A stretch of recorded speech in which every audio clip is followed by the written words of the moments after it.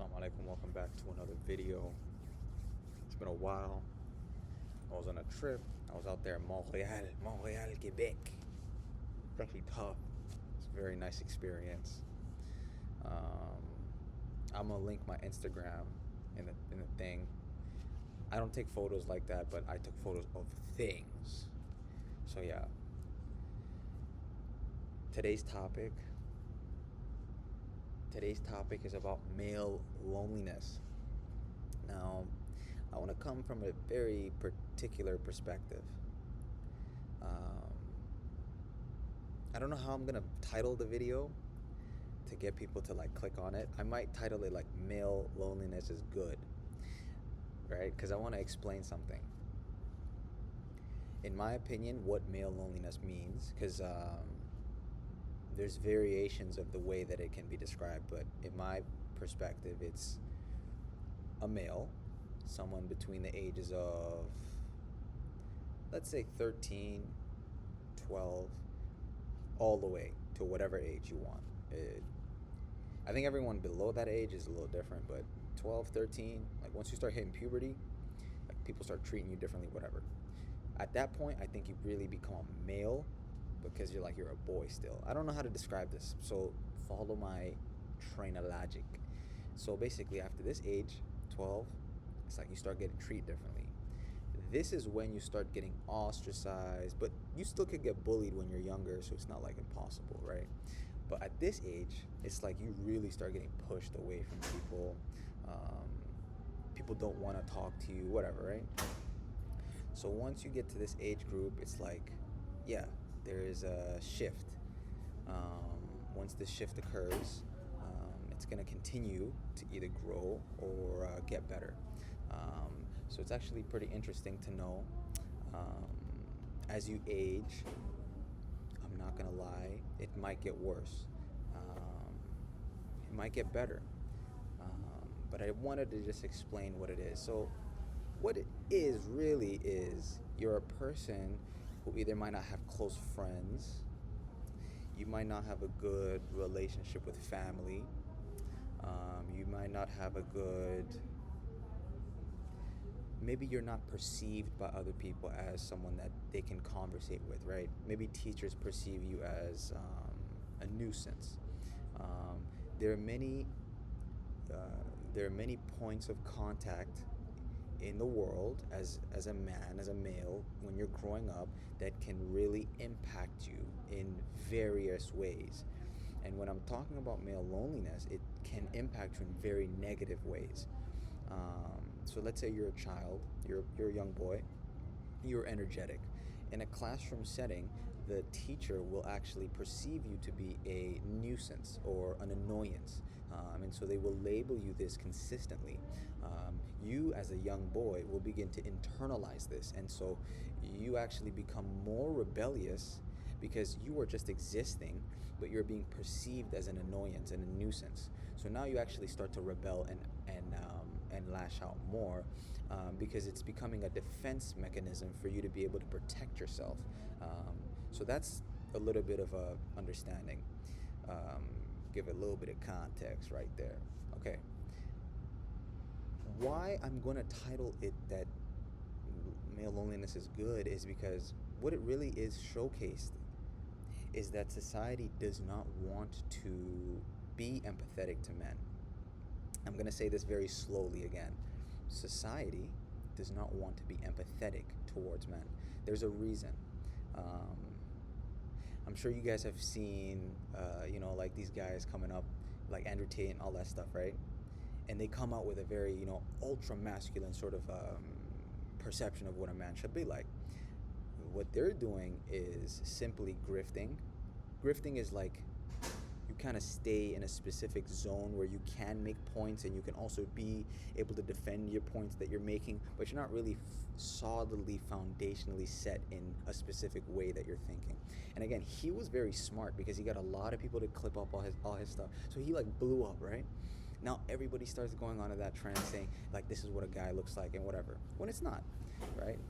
I would argue that, a real man is someone who's gentle, very kind, very understanding, patient, all these sorts of things. What he embodied was something that you kind of, as a kid, would envision, like someone was with cars and all that stuff, right? But that's not really what it is. That's not really what a man looks like. But society really took what he was doing, right? And you could describe those in social media spaces, news spaces, and they were really like, yo, this guy's not good. But they didn't really describe what he was actually doing, which was he was a role model. And even if he was a negative role model, this just goes to show there's something really wrong in our communities and our societies, that an individual can prop up out of nowhere, basically overnight, and capture the minds of young men, and they really do, resonate with him. This goes to show that there's not many people that young boys especially look up to. Yeah, we may have people that we look up to, and athletes, for instance. But there's things that this guy was saying that everyone was like, oh my goodness, I can't believe he's saying that. And he's saying it so much, and he's so confident when he says it. He must be saying the right things. As a young, impressionable boy, you hear these things and you're like, he's telling the truth. So yeah, that's another spiel. But yeah, like you guys already know the statistics, like, men commit more suicide and all these sorts of things, right? There's a reason, because you begin to insulate yourself. So let's say you were someone who was very social at one point. Maybe you get into high school and then you start to think, people don't like me, people don't like talking to me. You internalize this. So you really start to believe this. You go through your entire high school life and you basically keep yourself from meeting new people, having different conversations and different experiences, to the point where you attempt to commit suicide. And it's really, honestly, really scary to know that there's young boys who, they get that disconnected from society. And again, we can all say, check up on your friends and all these sorts of things. But if someone does not feel like they can connect with another person, that's very, very scary. Maybe society's getting less empathetic. I don't know. But yeah, I would say that this whole epidemic of the male loneliness sort of epidemic is actually a signal that we need to really start understanding men. Simple as that. Not what men want to be and what they are, what they're coming as, who they're presenting themselves, and who they're afraid to even speak as. This whole thing that Andrew Tate brought was like this crazy self-confidence, which can be very negative, because sometimes you might not be really true in what you're saying, and you're just saying it just so you can seem a certain perspective to other people. Like, you say things so then other people can look at you in a certain way, and it's just weird. Basically, you fake who you are, and it's not good, and it sucks. I went through this period in my own life, maybe 2 years ago, 3 years ago. I completely cut everyone out of my life. It was actually really good, because I actually got to understand many people, they're not your friends. That was the main thing. And many people don't care about you like the way that you thought. They don't. And I learned it the hard way, if you could say. It was actually really important for me. And after that experience, I started to understand that there's only a few people that really did care about me. My mom, maybe my brothers, and I say maybe because we're brothers, we love each other and all that stuff. But when stuff hits the fan, are they gonna be?